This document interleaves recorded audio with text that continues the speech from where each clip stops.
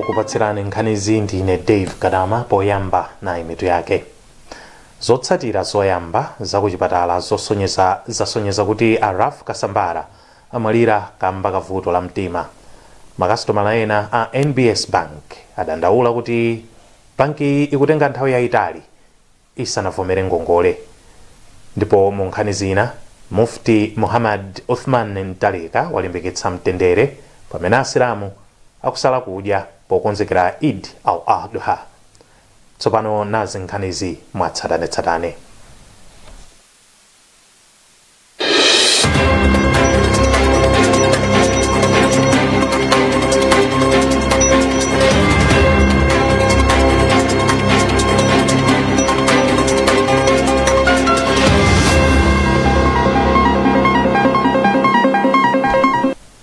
Zotsatira zoyamba zasonyeza kuti Araf Kasambara amalira kamba kavuto la mtima. Woyankhulira apolisi mdziko muno apita Kayaya ndiye wanena izi ponjezera kuti akatswiri opima matupi a anthu omwalira atamiwe Tomoka komanso a Ande Mwale ndi amene anapima thupi la Akasambara mu mzinda wa Lilongwe. Akalaya ati afotokoza bwino za zotsatira zonse za kafukufukuyo. Akasambara amwalira dzana kumalo ogona alendo ku area 47 mu mzinda wa Lilongwe. Thupi lawo lilowa m'manda ku mudzi kwawo ku Nkhata Bay lolemba lino.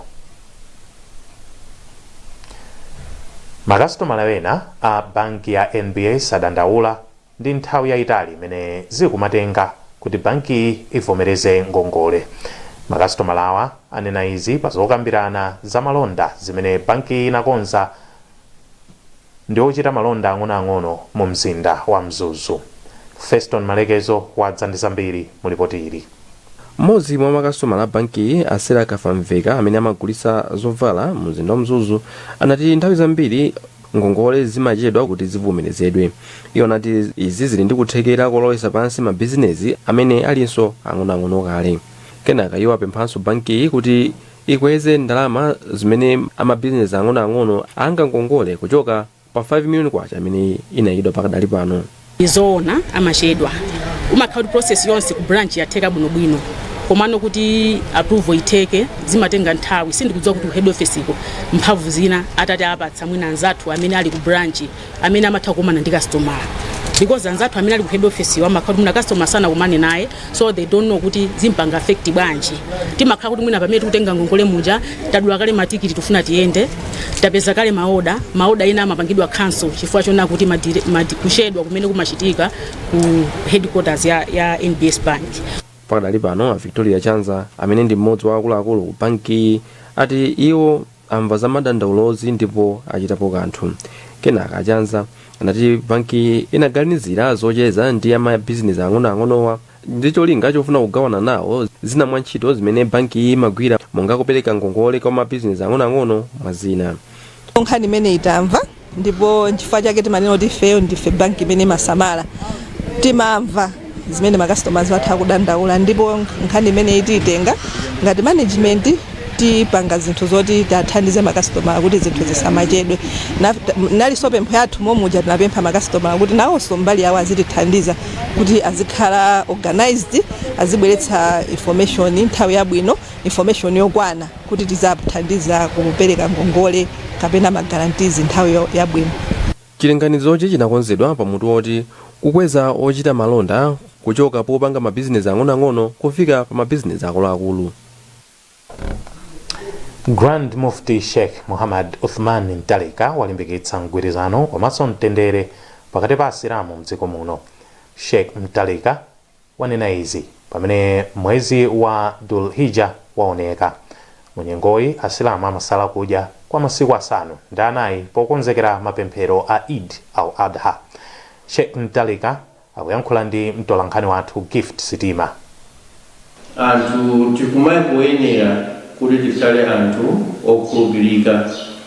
Kukhulupirika ngati munthu uli wokhulupirika, kukhulupirika kwakulu kwambiri kukhale pakati pa iwe ndi Mulungu. Ukakhala kuti kukhulupirika pakati pa iwe ndi Mulungu kuona kuti sukhala munthu wovuta, sukhala munthu wobweretsa mavuto ziko, sukhala munthu kuti zimene ukukhulupirirazo ukuziwa kuti zomwezo zimene zili kwa Mulungu. Ndiye tikakhulupirika tikhala silamu abwino. Zokangana tiyeni tizisiye, tisakhale anthu omakangana kapena kunyozana kapena anthu timakangana muzifukwa mwina za maudindo, ndrama kapena zinthu zina zake, koma zimene zonsezo ngati Msilamu amakhulupirira kuti zimenezozo zimabwera mu nthawi yake. Eid al-Adha ndi chikondwerero cha Asilamu chomwe amakumbukira kukhulupirika kwa Abraham pofuna kupereka mwana wake ngati nsembe. Kuno ku Malawi mapempherowa adzachitika lolemba pa 17 June 2024. Kukaronga oweruza milandu ku bwalo la uliwa a Paulo Phiri adandaula ndi kukwera kwa mchitidwe wa makolo wobisa zaka za wana wawo. Phiri ati makolo ena akumabisa zaka za ana awo aakazi pa milandu yokhudza ukwati wa ana. Iwo ati mchitidwewu ukukolezera maukwatiwa. Witness Chibwere wadza ndi ripoti ili lomwe akuwerenga ndi Feston Malekezo. Malinga ndi amvula, mchitidwewu ukubwezeretsa mbuyo kaperekedwe ka zigamulo komanso kuti kukolezera mchitidwe wa mawanja awa ana m'bomali. Izi zinayankhulidwa pomwe atolankhani osiyanasiyana anayendera ntchito zosiyanasiyana zimene zikugwiridwa ndi bungwe la Church and Society la mpingo wa CCP pansi pa Livingstonia Synod zomwe zikugwiridwa m'maboma a Rumpi komanso Karonga. Mwana wang'onoyo awulira mbuyayi ine zaka zanga sizili 16 sizili 17 zaka zanga zili 20 anakuza ndani auti makolo anga timakatoda mwina mwana wangu lakwisa tidigira nawe ikakwana yoti kholo langule khosolo mwero nene makadata kula polisi uko ndimunena kuti mwana wanga ali ndi 19 ali ndi 20. Malinga ndi bungweli nalo ndilokhumudwa popeza kuti makolo ena sakuonesa chidwi zakufunikira kwa maphunziro a ana awo. Iwo anati izi zimaphwanya ufulu wawo wa zamaphunziro komanso oti akule bwino. Kupyolera mu ntchito yomweyo akugwira yotchedwa Children, Youth and Communities for Change CYCC imene kugwiridwa m'madera amafumu awasambo, Mwamlowe, Mwalweni komanso Chapinduka, Kukaronga komanso Kurumpi ati mchitidwewu kwambiri ukudzera muchikhalidwe. Mmodzi wa akuluakulu ku Church and Society Aleya Mvula ati mawanja ena amaona ngati maukwati awana ngomwe kungawathandizire kupeza chuma mwansanga. Makolo ena amene samamvesesa amaona ngati kuti chipinjo chimene anali nacho cha mwana uja chompasa chakudya kachina chilichonse chomuyenereza amaona ngati chachoka pamene mwana uja wakwatiwa kuti wina walandira ntchito imene ichi. Ndiye mukamauza kuti tiyendekani chonseko mwana kubanja amaona kuti chipinjo chija chikubwereranso kwa iwo ndi ambiri samavomera. Pakadali pano ana 12 abwenzeresedwa ku sukulu atachosedwa ku mawanja. Woyang'anira chisamaliro cha wanthu a Emmanuel Mlangeni ochoka ku Chiweta mboma la Rumpi anagwirizana kuti maukwati awana ndi nkhanza pazokha. Ntchito ya CYCC inakhazikitsidwa mchaka cha 2018 ndi thandizo la ndalama lochokera ku Transformed Aid International ya ku Australia ndi ndalama zapafupifupi 120 million kwacha pa chaka chilichonse. Unduna wa za maboma ang'ono wati ntchito zaluso zili ndi kuthekera kokweza chuma cha dziko lino. Mmodzi mwa akuluakulu ku undunawu Akhwepase Maulidi wanena izi pamene boma limakhazikitsa mgwirizano ndi oyimba wa ku Nigeria Kidominant. Cholinga cha mgwirizanowu ndi kutukula oyimba a mdziko muno. Nkhani imene ito ndi nkhani yabwino kwambiri chifukwa chonena kuti kulankhulana ndi ntchito zathu zimene ife timagwira ngati Department of Arts. Ifeyo pambali pa ntchito zina zimene timagwira timaonetsetsa onena kuti anthu athu aluso akhale akupititsidwa patsogolo komanso akutukuka. Ndiye mukaona mu nkhani zimenezi za incubation project imene akukamba monena kuti aluso akakhala kuwaphunzitsa kwakhala maphunziro kuwapanga koji kuwapanga menta komanso kuwalumikizitsa ndi anthu ena amene angathe kuwapezera misika ina kunjako zimene zikuthandiza onena kuti aluso amene akapite patsogolo. Tiwonge Mhango ndi mmodzi mwa anthu amene athandizira kuti mgwirizano utheke.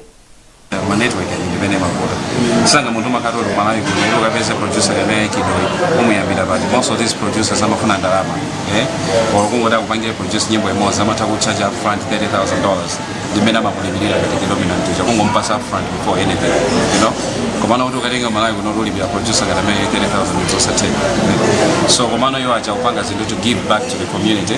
They've made it in life. Panopa kuona kuti tingathandize bwanji azathu aku Africa kuti athandize so chinthu akupanga chichongo tafuna kuthandiza ndeno ifeso takhalira boma kuti thandiza so tangopanga chilichonse okha koma pangepe pena pake kuti nawonso tiagwire mkono ifeso tigwirane nawo mkono zinthu zichiteke kuti tathandiza achinyamata mkono. Mbusa wa mpingo wa Africa Evangelical a Gilbert Mdzadzera walimbikitsa chikondi pakati pa achinyamata mdziko muno. Mdzadzera anena izi pamene gulu la achinyamata mu mpingowu limapereka thandizo la chakudya ku ndende yachichiri mu mzinda wa Blantyre. Iwo akufotokoza zambiri motere. Nthawi zambiri anzathu amene ali ku prison timawasala timawatenga kuti ndi anthu ochimwitsitsa komatu tikawerenga mawu amatiuza kuti Yesu Khristu anadza kudzayenderanso anthu awo amene akona kuti ngofoka Baibulo imatiuza kuti tikanena kuti tilibe uchimo tikusinamiza chifukwa cha ichocho tafunanso kuti tikhale ndi anzathu tiapatse chilimbikitso tiawauzenso mawu a Mulungu tiafunirenso mafuno abwino komanso kuwauza chikondi cha Mulungu pa moyo wawo tsiku ndi tsiku. Ine ndimakhulupirira kuti kulalikira sikuyima pagome pokha kulalikira ndi makhalidwe yathu kayankhidwe kathu kachizidwe kathu ndi anthu ndi chilichonse chimene tikuchita chimalalika uthenga wabwino. Ife zikatundu amene tabweretsa itu awalalikira anthu aonanso kuti alipo anthu amene amaganizira komanso aona kuti Chikhristu ndi chopambana chifukwa chimaphunzitsa anthu zachikondi. Ndipo mawu ake mmodzi mwa achinyamata a Emere Banda wati ndikofunikira kuti achinyamata azichita ntchito zachifundo. Tikamakhala mwasiku ndi siku tiziganizira anzathu ena amene ali ku ndende chifukwa yoneyazo kuti amakhala ndi zofuna zambirimbiri ndi sizofunika kuti munthu akhale ndi zinthu zambiri kuti akathandiza anthu amene aja ndi zazing'ono zimene ali nazo kuti kuwathandiza anthu amene ali. Bungwe la Malawi Communications Regulatory Authority MACRA lapereka ziphaso zitatu zatsopano ku kampani ya ntchito za lamya ya MTL. Mkulu wa bungwe la MACRA Daud Suleiman wati ziphasozi zithandiza kuti MTL yendetse magawo atatu a ntchito zake za digital kupatulaponso kuonetsetsa kuti Amalawi akupindula ndi njira zamakono zotumizira ndi kulandira mauthenga. Lwereni Mpasa wazambiri mulipoti ili lomwe akuwerenga Sambanda Junior.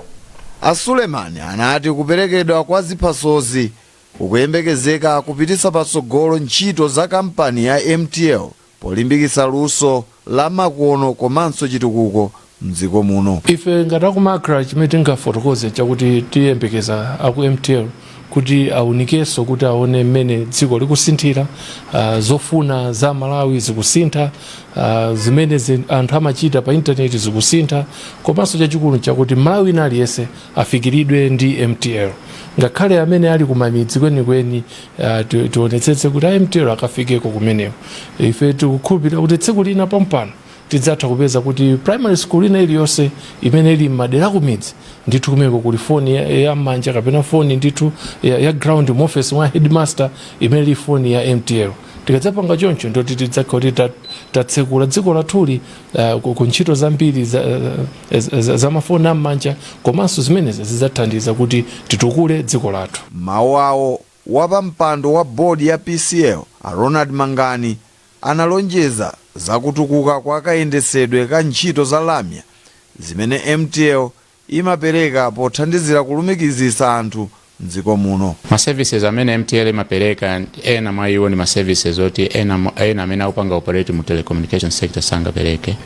Andi panopo tionesesa kuti MTL ikupereka ma services amene komanso space ya telecommunications is not fully taken up in terms of meeting the demand on the market. Ndiye ma opportunities amene alipo amenenso akhale available ku MTL chifukwa choti yapeza ma license amene ndi ambiri. Panopo tikhala pansi ngati MTL kampani yathu kuti tionesese kuti chilichonse chachitika kuti kupeza kwa ma license amene wakukomera Malawi. MTL ndi kampani yoyambirira ya ntchito za lamya mdziko muno imene yathandiza kwambiri pa chitukuko cha dziko la Malawi. mukuonera nkhani mwatsatanetsatane pano pa Kanema wa Times. Tipitirize nkhanizi posachedwapa.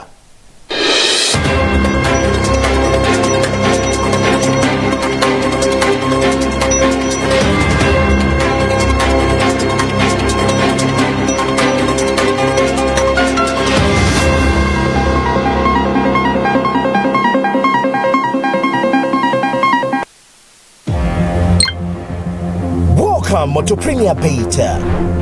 You have tried the race, now play the best. Win big with Navigator.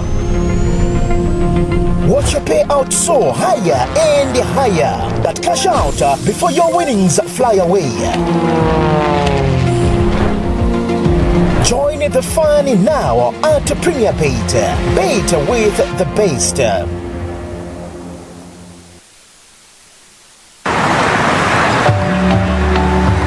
Pili wawa mwene amwe muoneka udandaula bwanji weni mwene sabatalata ndinapita kukatenga ndalama pa ATM nditapanga dongosolo lonse lotenga ndalama pa ATM zinaonetsa kuti ndalama zachoka kwa akaunti yanga komano pa ATM sizinatulutsa ndiye ndinapita kukapereka dandaulo ku banki komano mpaka napano sakundipasa chithandizo ndiye m'bale wanu unetu ndalama ndiye yandivuta maluza kundimenya osati masewera ndiye sindikuziwa kuti ndipange bwanji m'bale wanga ndithu m'bale wanga ndiye kudandaula konseko. Koma chimwene kodi sukuziwa kuti uli ndi ufulu wakadandaula ku banki yaikulu mdziko muno yotchedwa Reserve Bank of Malawi ngati sunathandizidwe kapena ngati sunakhutitsidwe ndi thandizo limene walandira kuchoka ku bungwe limene umapanga nalo zachuma monga usunga ndi kubwerekesa ndalama ngati mabanki mabungwe ang'ono obwerekesa ndalama masako a insurance a pensioni ogulisa masheya komanso makampani olandira ndi kutumiza ndalama kupyolera balamya. Ndiye tandifotokozeni kuti zimakhala bwanji dongosolo lake chimene ndikuwuzeni choyambirira umayenera ukapereke dandaulo lako ku bungwe limene umagwira nalo ntchito la za ndalamalo ngati iwe sukuti lako linachitika ku banki kuti dandaulo lako lipita ku nthambi imene imaona za anthu odandaula ku bankiko apo ayi munthu akuwayimbira foni ndipo akuthandizani. Ngati simunakhutitsidwebe ndi thandizo lomwe mwalandira ku bungwelo kadandauleni ku banki yaikulu mdziko muno Reserve Bank poyimba foni mwaulere pa nambala ya TNM komanso Airtel ku 459 kapena kutumiza uthenga ku complaints-handling@rbm.mw. dziwani kuti ndi ufulu wanu kudandaula.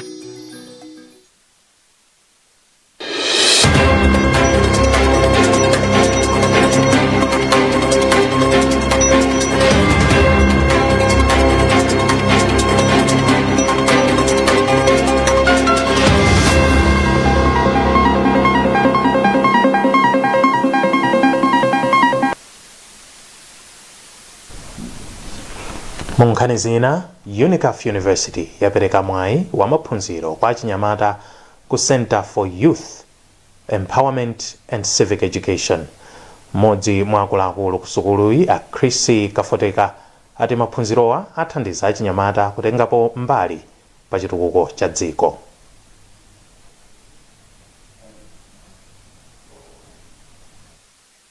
Mgwirizano amene tasayinirana lero ndi Center for Youth Empowerment sikuti ndikuyamba takhati kukambirana ndi lero timangotsimikizirana kuyika kunena kuti tisayinire pa mapepala kuti kuyambira panopo tizigwira ntchito limodzi chifukwa zolinga zathu ndi zofanana kufuna kupititsa ntchito za chinyamata ndi maphunziro awo patsogolo. Pakadali pano mkulu wa bungweri Alaki Mbewe wati mwayi wa sukulu uthandiza achinyamata kufikira masomphenya awo. Bungwe la CS lili ndi ndondomeko zingapo zimene tikuzembekeza kuti tikwaniritse potha 5 years mu masomphenya athu amene ayamba 2024 ukafika 2028. Ndiyeno mbali imodzi ndi ya kulimbikitsa achinyamata ndi kuwaphunzitsa nkhani ya maluso kuti azitengapo mbali muzochitika atalandira uphungu ndi upangiro woyenerera.